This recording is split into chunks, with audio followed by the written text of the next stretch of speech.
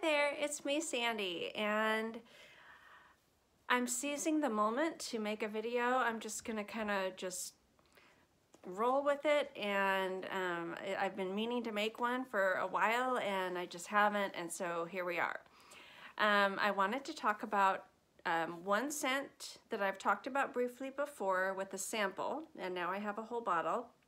And then I wanted to talk about two others that I've sampled and really enjoyed. So first of all, I'll talk about a sample that I've been enjoying. So you have seen me, if you've watched other videos of mine, talk about Zernell Gillie Disco. And I bought the whole bottle, and it's a 50 ml bottle, and you can see I've gone through a decent amount of it. It's got a gorgeous little bottle, like compact and beautiful, heavy, awesome, heavy magnetic cap. It's amazing. And then the smell is beautiful. It's like dried tea leaves, like dried black tea and tobacco, like dried tobacco leaves and other spices and citruses, and it's just interesting and gorgeous. Unisex, awesome, leaning probably a little masculine, but unisex. Awesome scent. So he has made a second scent. This was his first one, and I discovered this one through Glam Finds. Her name is Sarah, and her channel is Glam Finds, and she talked about it and had bought it, and I bought a sample, then I bought a bottle. Now I have purchased a sample of his next scent. So he is a DJ, and so his scents are gonna be based on music. So disco, and then this is, I don't know how to make it visible, techno. And so this one shares some of this one's DNA in the sort of the spicy base of it. But this one has a fruity quality. So I think it says it has red fruits, and I smelled that before I even knew that it had fruit in it. I smelled definite like summery red fruits. Specifically, I personally get like watermelon, but it's not like a Jolly Rancher watermelon. It's like a watermelon-y, kind of a warm, spicy watermelon, and other like berries or something. So, and then it also has like sweetness, almost like the Baccarat Rouge 540 type of cotton candy sweetness. It's not as sweet as that, but it has a little bit of that kind of like ethereal, light breath of sweetness, along with that fruity quality, and then the base, which is like this warm, spicy quality. So it's totally unisex, but a little sweet and fruity at the same time. These are amazing scents. If you haven't discovered them, you really should.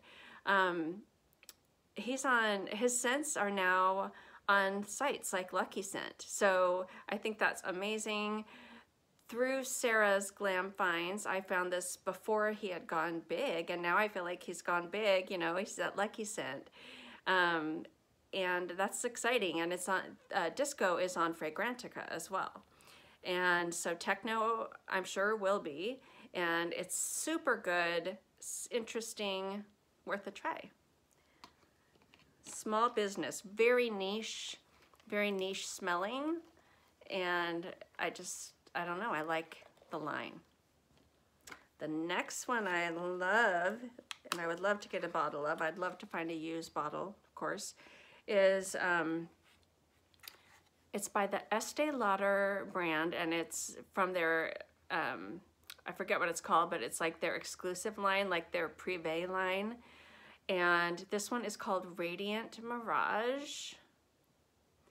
So I bought this one because I adore Gris Dior, and I basically have a Gris Dior shaped hole in my heart. I want a full bottle so bad. I have a 10 ml decant. It's my second 10 ml decant. I just keep doing that because it's more affordable, you know, at the time. Probably not per ml, but you know. So this one is similar, and it's definitely got that sort of translucent, mentholated patchouli, but it definitely is different enough for sure, especially in the opening and like the first half, that it's absolutely not redundant if you have Gris Dior to have this as well. And I think it's really safe to say that if you love Gris Dior, or if you love Pearls de la Lique, or I think it's L by YSL, or like the Midnight Poison always gets kind of brought into that category, that you would probably love this too. I was gonna look up the notes and I forgot, but it's definitely kind of got more going on in the opening and first half-ish than Gris Dior. Gris Dior's simple and in its complexity, you know. So this one has kind of more notes going on, but then especially in the deep dry down, it definitely will give you vibes of Gris Dior. So if you like one, you'll like the other, is what I'm trying to say. Awesome one. I would love to find a used bottle. And last but not least, I bought a sample, I bought a decant, loved it. It's a Harrods exclusive. It's by Diptyque, and it is this beauty Opsis.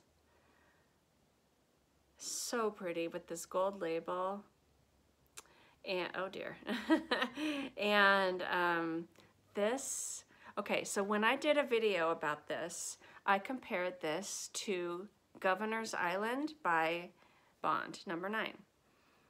And I understand now that I was right, but there are other things that smell more like this. So I don't take back what I said, because they do have a similar quality. This is so good to me. This one gets on Fragrantica compared to Gaiac 10, and Scents of Wood, Sandalwood and Oak. And I have a sample of that, like a 2 ml sample, so it's decent, you know.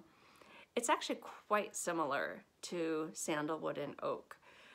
Enough so that I would say, since that one's so much easier to get and you don't have to pay high shipping like I chose to do with my birthday and holiday money, if you can get your hands on a sample of Scents of Wood, Sandalwood and Oak, you'll have a decent idea of what this smells like. Now this one is like an iris fragrance, and so it has more iris in it, obviously. It's very irisy. Somebody on Fragrantica said that this reminded them of eggnog and cedar mixed together, and I totally understand what they meant. It has an eggnog and cedar and different woods quality and like nutmeg. So if you like a warm, creamy, slightly powdery iris with like eggnoggy nutmegginess, you would love Opsis. I hope they make it more available. I don't know if they will. I cherish this bottle. Like I said, it was my choice of how I spent my holiday and birthday money, and it's just beautiful, and I couldn't be happier with it. When I'm wearing this, I'm just in this cocoon of creamy, warm, delicate spices, and I absolutely love it. So that's a little sort of update on Opsis, and I highly recommend the Zernell Gillie line. I think these are 90, and I think this is 110 for the full bottle on Lucky Scent, I think, or even on his own website. When I bought it, this was 80, but prices have gone up just a little bit. Completely worth it still. This stuff lasts so long. It's an extrait de parfum, and it acts like it for sure. So yeah, this one's so good. It's fruity. It's so, so good. So anyway, I have more videos coming, and I just had to kind of get over a hump of having not made them for a while. And I'm glad to be back, and you'll hear from me again pretty soon. Have a beautiful day. Bye.